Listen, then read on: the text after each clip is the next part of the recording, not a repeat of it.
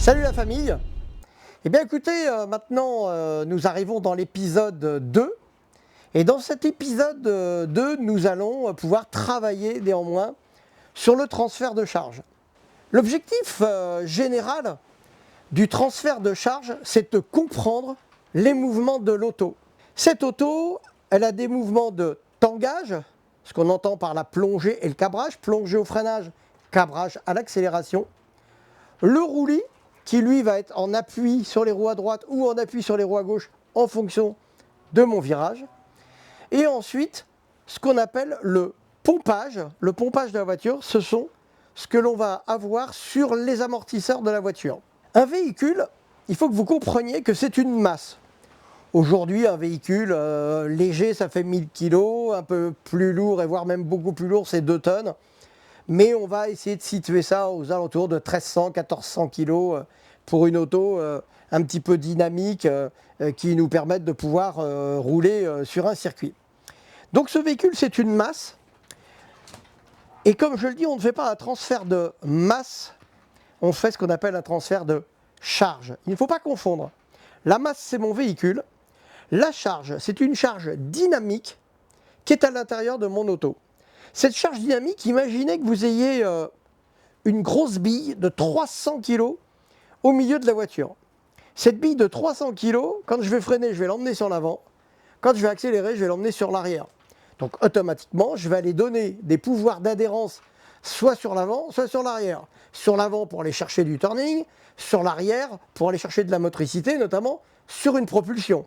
Ce qui est le contraire sur une traction. Parce que si sur une traction, j'accélère, je vais provoquer d'autant plus du sous-virage dessus. Dans la recherche de la performance, il faut être capable de s'approcher du sous-virage, voire même du survirage, pour mieux s'en éloigner par la suite et bien comprendre le mécanisme pour ne pas perdre le contrôle de notre voiture. Il va falloir incorporer le freinage dégressif pour apporter de l'adhérence sur le train avant au début du freinage et un petit peu sur l'arrière en fin de freinage pour redonner de l'adhérence lorsque j'inscris mon véhicule. Ça, nous le verrons dans les trajectoires quand on décompose un virage complètement entre la zone de freinage, le point de braquage, la zone d'inscription, le point de corde et la zone de sortie. Mais ça, ce sera dans un atelier un petit peu plus loin. L'importance du positionnement de conduite dans le véhicule, on l'a vu dans le précédent cours, donc de bien s'installer à l'intérieur. Pour ceux qui ne savent pas trop, je vous conseille vivement de retourner voir le cours 01 qui est donc sur le freinage, car on vous explique un petit peu comment se mettre dans la voiture. Il faut rechercher un freinage qualitatif qui rassemble tous les points enseignés. C'est-à-dire ce que vous aurez eu sur votre freinage sur le cours numéro 1, ce cours numéro 2, ce que vous avez donc sur les transferts de charge, c'est un enchaînement des deux qui va vous permettre d'aller chercher de l'équilibre sur la voiture. Donc comme on le dit toujours, tout véhicule a une dynamique, au tangage, au roulis, au lacet et au pompage. Le lacet, bien entendu, c'est au moment où je prends de l'angle à mon volant. On freine les roues droites, impératif, on l'a vu dans le précédent cours sur le freinage. On attaque le frein avec de la puissance. Et là, je vais répéter qu'un frein, on ne le tape pas. Un frein, on le mord. Parce que si on tape sa pédale de frein, on va déséquilibrer un petit peu la voiture. Et ça, c'est ce qu'on ne veut surtout pas parce qu'on veut faire un freinage optimum, la voiture qui soit bien droite, bien crampée sur ses 4 roues. Et ça, c'est très important. Donc je vais essayer de mordre au maximum. Et comme on l'a vu dans le précédent cours, on va essayer de mordre à 9 et perdre de l'énergie jusqu'à 1, jusqu'au moment où on va reprendre donc l'accélérateur. Il faut savoir être patient parce que entre le moment où j'ai ma zone de freinage, mon repère de frein, et le point de corde, notamment sur un virage ou sur une épingle, à partir de ce moment-là, il faut que je puisse tenir mon frein jusqu'au bout. Donc il faut que je sois patient. Ça ne sert à rien de lâcher le frein trop tôt. Si je lâche le frein trop tôt, ça veut dire que j'ai freiné aussi trop tôt. J'aurais pu freiner un petit peu plus tard, ou j'ai freiné aussi un petit peu fort. Donc c'est à savoir de bien analyser exactement comment on s'est comporté sur la pédale de freinage. Et ce freinage, il faut qu'il soit toujours dégressif pour stabiliser l'arrière de la voiture et aller rechercher un petit peu de grip. L'axe transversal, donc le tangage, vous avez vu ici notamment le cabrage à l'accélération, la plongée au freinage et mon véhicule qui est neutre. Ça, c'est donc ce que j'appelle le tangage. Bien souvent, dans des cours, on parlera de tangage, on parlera de plongée, on parlera de cabrage, on parlera de choses comme cela. Mais ce qu'il faut que vous sachiez, c'est qu'aujourd'hui, pour pouvoir aller vite sur un circuit et avoir de la sécurité en même temps, c'est de toujours essayer de conserver le plus possible l'équilibre de mon auto. Et pour conserver l'équilibre de mon auto, ça va être la fameuse bille de 300 kg que j'ai au centre de ma voiture. Et le centre de ma voiture, c'est pratiquement, quand j'ai les mains sur le volant, la bille, elle doit se trouver au niveau de mon coude droite. Et là, cette bille, si je vais un peu sur le frein, elle doit venir un peu sur l'avant. Si j'ai un peu un filet de gaz, elle doit venir un peu sur l'arrière. Si j'ai beaucoup d'accélérateur, elle va aller beaucoup sur l'arrière. Si j'ai beaucoup de freinage, elle va aller beaucoup sur l'avant. D'où l'intérêt aussi, de temps en temps, d'avoir un rapport bien choisi au départ pour bien apprendre à conduire. Parce que si je suis sur un rapport en dessous, c'est-à-dire que je suis en troisième au lieu d'être en quatrième, si je suis en troisième, au moment où j'accélère, je vais avoir une violence de l'accélération, et au moment où je lève le pied de l'accélérateur, je vais avoir une violence aussi sur la voiture qui va être sur son frein moteur, ce qu'on appelle, et qui va me ralentir d'un seul coup. Donc ça me crée, là aussi, des transferts de charge. Donc pour les diminuer et donner de l'équilibre à la voiture, choisissez de rouler en quatrième plutôt que de rouler en troisième. Ça va vous aider à bien comprendre le comportement de la voiture.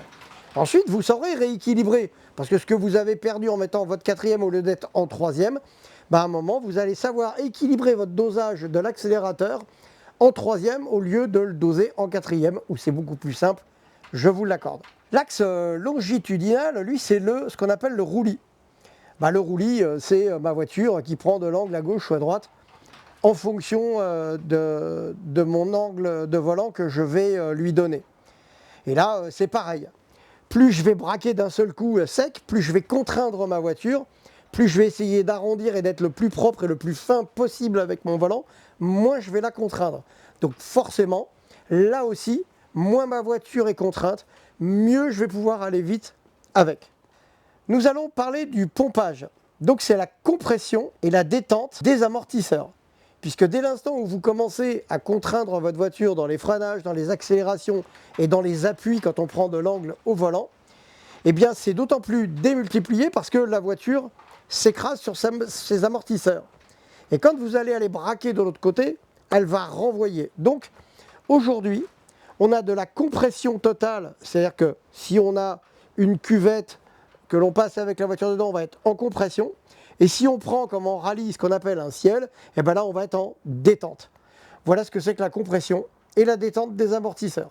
Lorsque vous venez chez nous sur un circuit, l'objectif pédagogique de l'atelier, c'est à l'issue de la séance, vous devez être capable de pouvoir vous installer dans le véhicule, comme d'habitude, comme on l'a dit plusieurs fois, d'assimiler le geste qui sauve, on revient une nouvelle fois dessus, le geste qui sauve, c'est de rester le pied sur la pédale de frein jusqu'à l'arrêt total du véhicule si je perds mon véhicule, que j'ai une perte de contrôle dessus. Il faut savoir réaliser une entrée de virage sur les freins en appui sans perdre le contrôle et d'aller sur l'évolution de l'atelier de la trajectoire, puisque le prochain atelier que nous allons avoir, ça va être l'atelier des trajectoires. Il va falloir pouvoir répondre à vos instructeurs sur les questions qu'il va vous poser sur les transferts de charge, de façon à ce qu'on soit sûr que vous ayez bien assimilé ce problème de transfert de charge qui est un problème quand on ne le maîtrise pas et qui est d'une simplicité enfantine quand on le maîtrise vraiment très bien. Donc c'est pour ça qu'il faut bien comprendre tout ce qui est tangage, tout ce qui est roulis déjà dans un premier temps, c'est ce qu'il y a de plus important. Dans un programme d'atelier, si vous venez chez nous, vous aurez une heure d'apprentissage théorique sur le transfert de charge. Vous aurez 30 minutes sur le questionnement de cet atelier qu'on viendra de faire ensemble. Et ensuite, on entrera dans un débriefing qui préparera, lui, à ce moment-là, l'exercice sur les trajectoires. Chers élèves, je vous remercie à tous de m'avoir écouté. Une fois encore, les vacances, profitez-en. Profitez bien de pouvoir, ceux qui ont la chance de pouvoir aller rouler, ben allez-y. Profitez de ces petites vidéos qui vont certainement vous aider pour pouvoir vous faire plaisir sur un circuit. Encore merci à tous et à très bientôt. Bye bye. Si vous avez aimé ces tours palpitants et que vous voulez en voir plus ou même passer à l'action, inscrivez-vous au tirage au sort via l'adresse énigme@énigme-pilotage.com. Abonnez-vous, n'oubliez pas de liker la vidéo et dites-nous ce que vous aimeriez vivre lors de nos prochaines aventures dans les commentaires. Bye bye les élèves et à bientôt sur la ligne de départ.